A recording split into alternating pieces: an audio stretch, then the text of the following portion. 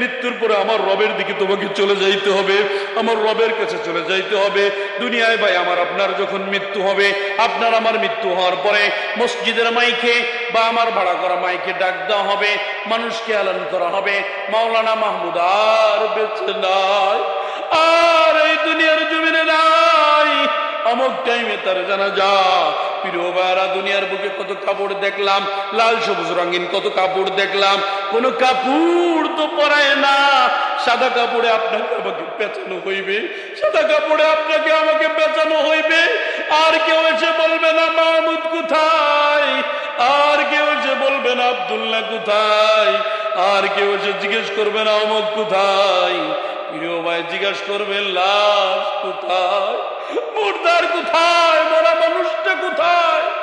এলাকাবাসী আপনাকে আমাকে দেখবে, আপনাকে আমাকে দেখার পরে আপনাকে আমাকে সমস্ত মানুষ দাঁড়ায় যাবে, দাঁড়ায় যায় বিদায় অনুষ্ঠান হবে, আপনাকে আমাকে বিদায় অভ্যর্থনা জানানো হবে। বিদায় অভ্যর্থনা জানাজার পরে আপনাকে আমাকে কবরের দিকে নিয়ে যাওয়া হবে।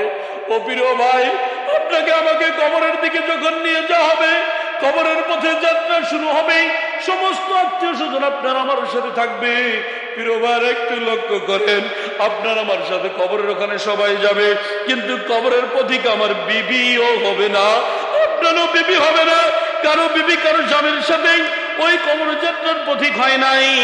বাবা সন্তান কেউ কারোর সাথে কবর যাত্রার পথিক হয় নাই। বন্ধু বান্ধব কেউ কবর যাত্রার পথিক আপনার সাথে হবে না।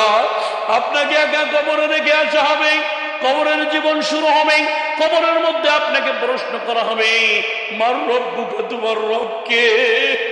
আরে আমি তো জীবনে কোনোদিন নামাজ পড়ি নাই, আমি তো কোনোদিন রবের হুকুম মানি নাই, আমি তো আমার রবকে চিনি না, আমি তো কোনোদিন আমার রবের হুকুম মানি নাই, আমি রবকে কেমন করে বলবো আমার রব আল্লাহ? আমি তো মন গড়া চলেছি, আমি তো পীরের মুরিদি করেছি, আমি তো মোজার পূজারি করেছি, আমি কেমন করে বলবো আল্লাহ? ও প্রিয় ভাই, বোঝার চেষ্টা করো। মাঝে মাঝে সিটারি হাজিরা দাও, মসজিদে এক ওয়াক্ত আসো, 5 ওয়াক্ত খুঁজে পাওয়া যায় না, হয়তো সপ্তাহে হাজিরা দাও, অথবা বছরে ঈদের নামাজ পড়ো, অথবা 87 রাত্রের নামাজ পড়ো, বছরের যে কোনো একদিনের হাজিরা দাও। তুমি তোমার রবকে কেমন করে চিনবা বলো? ও প্রিয় ভাই, আপনার আমার দিকে যদি এই যে আল্লাহ পাক রব্বুল আলামিন জীবন দিয়েছে, আপনাকে মানুষ হিসেবে তৈরি করেছে, আপনার বেকারে হুকুম দিয়েছে নামাজ পড়ার জন্য, ফরজ হুকুম, অথচ আমরা আপনার নামাজ পড়ি না।